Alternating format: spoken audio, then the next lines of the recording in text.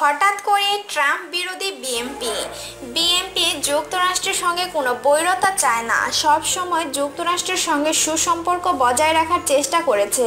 এমনকি যুক্তরাষ্ট্রে যখন ট্রাম্পের একটি বিরোধী অংশ ছিল, তিনি বিজয়ী হওয়ার পর বিভিন্ন অঙ্গরাজ্যে এর প্রতিবাদ হচ্ছিল। ওই সময় বিএনপির তরফ থেকে বিএনপির chairperson Begum Khaleda Zia Donald Trump যুক্তরাষ্ট্রের প্রেসিডেন্ট নির্বাচিত হওয়ায় অভিনন্দন জানিয়েছেন।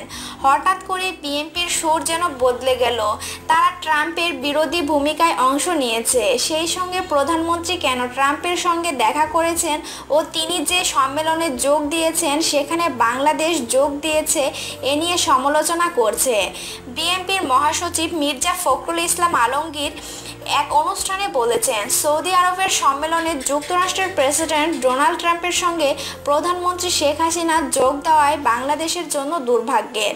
ডোনাল্ড ট্রাম্পের নির্বাচনকালীন মুসলিম বিরোধিতার ইঙ্গিত দিয়ে বলেছেন, তার সম্পর্কে কোনো মন্তব্য করতে চায় না। সব মানুষই জানেন তিনি কি করছেন, কি কথা বলছেন।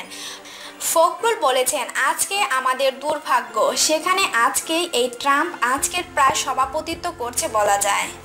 সেখানে আমাদের দেশের প্রধানমন্ত্রী উপস্থিত হয়েছেন। বিএনপির সূত্র জানায়, এই সম্মেলনে ট্রাম্পের যোগ দেওয়া যেমন একটি বড় ঘটনা, তেমনি অস্ত্র বিক্রয় চুক্তিও একটি বড় ঘটনা।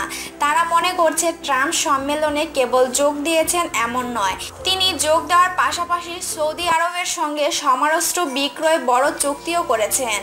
সৌদি আরবের 7.5 বিলিয়ন অস্ত্র কিনবে যুক্তরাষ্ট্রের কাছ থেকে। তারা এত মনে করছে অস্ত্র কেনা বেচার জন্য সৌদি আরব আজ পর্যন্ত যতগুলো ডিল হয়েছে তার মধ্যে সবচেয়ে বড় ডিল এটা। উল্লেখ্য, বিএনপি যুক্তরাষ্ট্রের প্রেসিডেন্ট নির্বাচনে হিলারি ক্লিনটনের পক্ষে ছিল। এমনকি যুক্তরাষ্ট্রের অবস্থানরত বিএনপি নেতাদের দিয়ে ঘোষণা দিয়ে হিলারি ক্লিনটনকে সমর্থন দিয়েছিল। যদিও পরে ট্রাম্প নির্বাচন হওয়ার পর খালেদা জিয়া তাকে অভিনন্দন জানান ও বার্তা পাঠান।